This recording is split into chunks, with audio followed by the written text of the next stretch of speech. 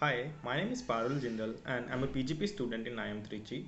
In this video, I will talk about Universal Basic Income and its feasibility in India. Let's start by knowing what Universal Basic Income is. Universal Basic Income UBI refers to periodic cash transfers to every citizen in a country. In simple words, it's like government just giving you money without any terms and conditions. The argument here is that UBI can be highly effective because it lets people decide what they want to spend on instead of waiting for government to plan and implement costly welfare programs.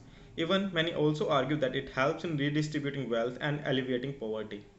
The idea of universal basic income has gained currency in the West because of the threat of automation induced job losses.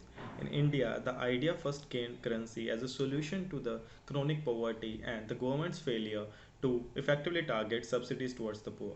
In fact, the idea of the UBI in India was first officially mooted in the 2016-17 economic survey, where it was argued that an annual bank transfer of rupees 7,620 to everyone except the top 25% of the India's income pyramid would shrink national poverty from 22% to only 0.5%, and the scheme would cost around 4.9% of the GDP, assuming all other existing welfare programs are withdrawn.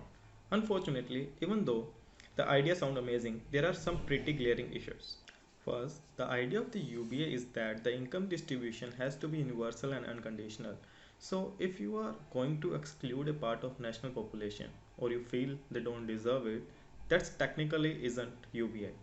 Second, no country has tried a national UBI for long enough to conclude its effectiveness. Yes, there was much publicized experiment in Finland where the government scrapped the program after 2 years of trial period.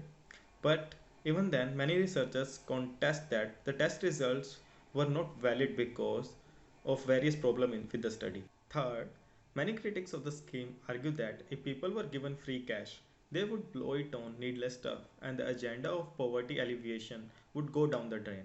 Adding to this, people would also have no incentive to work if they were given free money.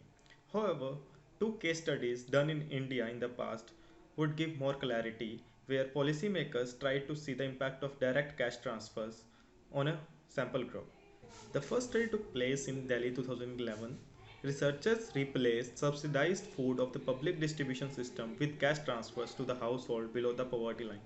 The participating households were free to do whatever they want to do with that money. But after the experiment concluded, researchers found no reduction in the calories consumption. In fact, expenses on nutritious food like fish, egg, and pulses had increased. Also, there was little evidence of the money being used for alcohol and non food expenses. A more ambitious version of this experiment took place in Madhya Pradesh in 2011, where people from one village received cash transfers while another village under observation did not. This study differed from the one in Delhi in some key ways. For one, the transfers were unconditional. Every individual in the test village got the money regardless of the income levels. Secondly, the transfers were given along with existing welfare programs, not as substitutes for them. By the end of this experiment, over 6,000 individuals in MP received basic income for 12 to 17 months, and the results were transformative. The grant significantly improved living conditions, food sufficiency, and consumption of education and health services, and we saw no rise in alcohol consumption. Nor there were any credible evidence to suggest that people were slacking off or were not working as hard. But despite all the positive signs, perhaps the biggest challenge to UBI would still be implementation. Even if the government were to put together the resources needed to fund the program, getting money into people's hand would be a challenge. The World Bank contests that nearly 80% of the Indian adults held a bank account in 2017. Half of these accounts remain inactive. Also, the government cannot take away many of its existing welfare schemes. For example, in healthcare and education, the private sector is not well developed in many rural areas, so the government should keep on providing these services.